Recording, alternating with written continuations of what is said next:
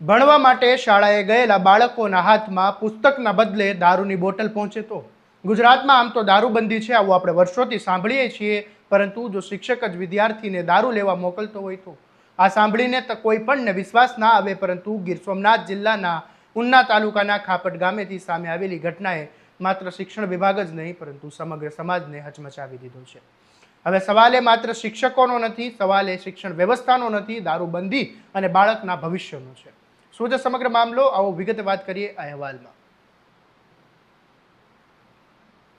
નમસ્કાર, હું છું આસિફ કાદરી અને સ્વમાન સાથે તમારું સ્વાગત છે. ગીર સોમનાથ જિલ્લાના ઉના તાલુકાના ખાપટ ગામની પ્રાથમિક શાળામાં ધોરણ 7માં અભ્યાસ કરતા માત્ર 12 વર્ષના વિદ્યાર્થીને શાળાના શિક્ષક હરેશગીરી ગુલાબગીરી ગોસ્વામી દ્વારા પૈસા આપીને ગામમાંથી દારૂ મંગાવતા હોવાનો ગંભીર આરોપ સામે આવ્યો છે.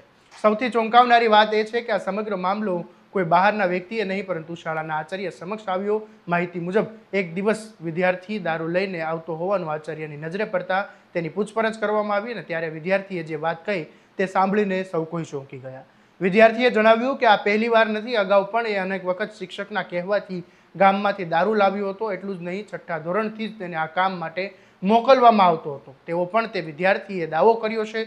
ઘટનાની ગંભીરતા સમજીને શાળાના આચાર્ય મિલન ગોસ્વામીએ સમગ્ર મામલે તાલુકા પ્રાથમિક શિક્ષણ અધિકારીને લેખિત રજૂઆત કરી જવાબદાર શિક્ષક સામે કડક કાર્યવાહી કરવાની માંગ કરવામાં આવી હતી. આ સમગ્ર મામલે જ્યારે વિદ્યાર્થીના પિતા કાનાભાઈ બામણિયા સામે આવ્યું ત્યારે તેમણે પણ અનેક ગંભીર આરોપો કર્યા અને તેમણે જણાવ્યું કે તેમનો પુત્ર હજુ માત્ર 12 વર્ષનો છે. બાળકને શું સાચું શું ખોટું તેની સમજ કેટલી હશે? જો શિક્ષક જ કોઈ કામ કહે તો બાળક વિશ્વાસ રાખીને તે કામ કરે, એ સ્વાભાવિક છે, પરંતુ પરિવારને તો આ વાતની કોઈ જાણ જ નહોતી. વિદ્યાર્થીના પિતાનો વધુ એક ગંભીર આરોપ છે કે શિક્ષક બાળકને આ વાત ઘરમાં ન કહેવા માટે પણ દબાણ કરતો હતો. આરોપો સાચા સાબિત થાય તો તે માત્ર શિસ્ત ભંગનો મામલો નહીં પરંતુ બાળકના માનસિક શોષણનો પણ ગંભીર મુદ્દો બની શકે છે. જોકે આ તમામ બાબતોની સત્તાવાર તપાસ હજુ ચાલી રહી છે અને આ સમગ્ર ઘટનામાં ગામના ભાવેશભાઈ બાંભણિયા નામના એક વ્યક્તિ પર ખુલ્લેઆમ દારૂ વેચતા હોવાનો પણ આરોપ કરવામાં આવ્યો છે. જો ખરેખર ગામમાં ખુલ્લેઆમ દારૂ વેચાતો હોય તો સવાલ એ થાય કે સ્થાનિક પોલીસ અને જવાબદાર તંત્ર શું કરી રહ્યું? દારૂબંધીના દાવા વચ્ચે ગામમાં દારૂ સરળતાથી મળતો હોય તો જવાબદારી કોની? સાંભળો વિદ્યાર્થીના પિતા કનાભાઈ બાંભણિયાએ શું કહ્યું, સાંભળો. એ મામલો હતો. હવે અમને કોઈ કશું નહીં ખબર, અમને ઘરમાં કોઈ કશું નથી ખબર. અમારે 12 વર્ષનો દીકરો છે, ભણવા જાસ, એ લોકો શિક્ષક દારૂ લેવા મોકલે એ અમને ખબર નથી. બરાબર? તમારા છોકરાએ તમને કીધું છે કે ના, કોઈ વસ્તુ વાત જ નથી સાહેબ. બીજી વાત ક્યાં આવે તમારી આગળ? વાત શિક્ષક ડરાવે છે? ડરાવતો હોય એને ખબર હોય, મને જ ખબર નથી. મને વાત જ નહીં કરી તો મને કઈ ખબર હોય? બરાબર? બીજી કોઈ વાત ની ખબર નથી સાહેબ. તમે ભણવા મોકલો છો બાળકોને, બાળક દારૂ લેવા જાય છે, કેવી આ ગંભીર ઘટના છે? એ ગંભીર ઘટના એ સાહેબની વાત છે. બરાબર? એ સાહેબનો પ્રશ્ન છે. એ સાહેબ મોકલતા હોય તો જતો હોય ને, બાકી બાળક શું સમજે? 10-12 વર્ષનો છોકરો બાળક સમજે? તમે મને મોકલો તો બરાબર છે કે આ માણસ દારૂ લેવા ગયો, એ પાકું છે. છોકરાએ પણ કીધું છે કે મને આવી ઘણીવાર, હું છઠ્ઠું ભણતો ત્યારથી મને દારૂ લેવા મોકલતો હોય. બરાબર? એ મને ખબર નથી, એ મને ખબર નથી. તમને કીધું જ નથી? નહીં, કોઈ વસ્તુની વાત નહીં. શું કાર્યવાહી થવી જોઈએ? એ કાર્યવાહી તમારે સાહેબોને કરવાની છે, અમારાથી કોઈ વસ્તુ ન થાય. બાળક માટે કોઈ વસ્તુ ન થવી એમ પ્રશ્ન ઈ કહું.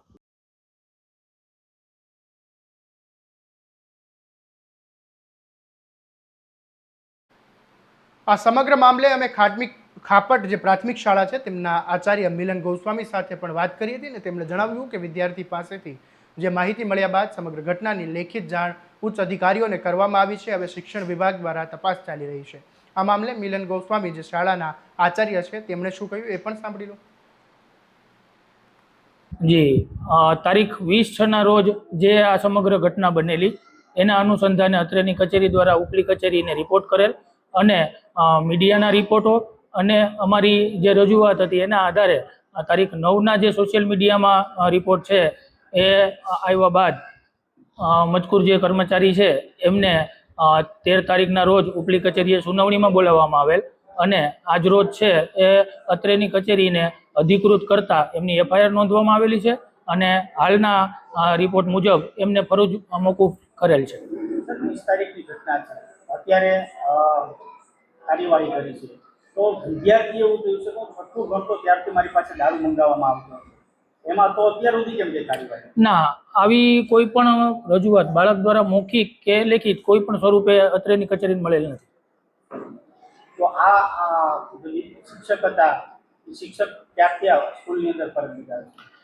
શિક્ષક છે એ આમ તો ભરતી 2004ની છે, પણ 2012થી છે એ ખાપટ પ્રાથમિક શાળામાં ફરજ બજાવે છે. એને દારૂનું બધું વ્યસન નહોતું? અગાઉ પણ આવી એક વખત ઘટના બનેલી અને જેના અનુસંધાને અમોએ ત્યારે પણ ઉપલી કચેરીને લેખિત રજૂઆત છે એ કરેલી અને એના અનુસંધાને જિલ્લામાંથી એમની સુનાવણી પણ થયેલી છે અને આદેશ પણ થયેલો હોય કે હવે પછી આવી ઘટના બને તો FIR નોંધવી અને એના અનુસંધાને જ આજ રોજ આ જે છે એ ઘટનાક્રમ મુજબ આપણે કાર્યવાહી કરેલ છે. અત્યારે શું કાર્યવાહી?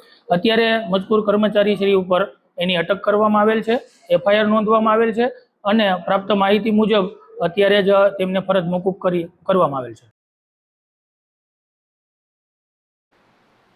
આ ઘટનાએ અનેક ગંભીર સવાલો ઊભા કર્યા છે. શિક્ષક એટલે સમાજનો ઘડવૈયો કહેવાય. જે બાળકના હાથમાં પેન આપવાનો હોય એ જ શિક્ષક બાળકના હાથમાં દારૂની બોટલ પહોંચાડે તો પછી બાળકો કોના પર વિશ્વાસ કરશે? દારૂબંધીના મોટા મોટા દાવા વચ્ચે ગામમાં દારૂ મળે, શિક્ષક પર દારૂ મંગાવવાના આરોપ થાય, બાળક વર્ષો સુધી આ કામ કરતો રહે ને છતાં પણ કોઈની નજરમાં ના આવે તો આ કેટલું યોગ્ય કહેવાય? તો પછી જવાબદાર કોણ? હવે આ સમગ્ર મામલામાં રાજ્યની નજર છે, શિક્ષણ વિભાગની તપાસ પર છે. માત્ર વિભાગીય તપાસ કરીને મામલો દબાવી દેવામાં આવશે કે પછી આરોપો સાચા સાબિત થાય તો શિક્ષક સામે ફોજદારી ગુનો નોંધીને કડકમાં કડક કાર્યવાહી કરવામાં આવશે? આ સવાલોના જવાબ હવે તપાસ પૂર્ણ થયા બાદ જ મળશે. આવા દરેક અપડેટ તમારા માટે અમે લાવતા રહીશું. માટે સ્વમાનને ફોલો અને સબસ્ક્રાઇબ કરી દેજો અને આ વિડીયોને વધુમાં વધુ શેર કરવાનું ભૂલતા નહીં. નમસ્કાર.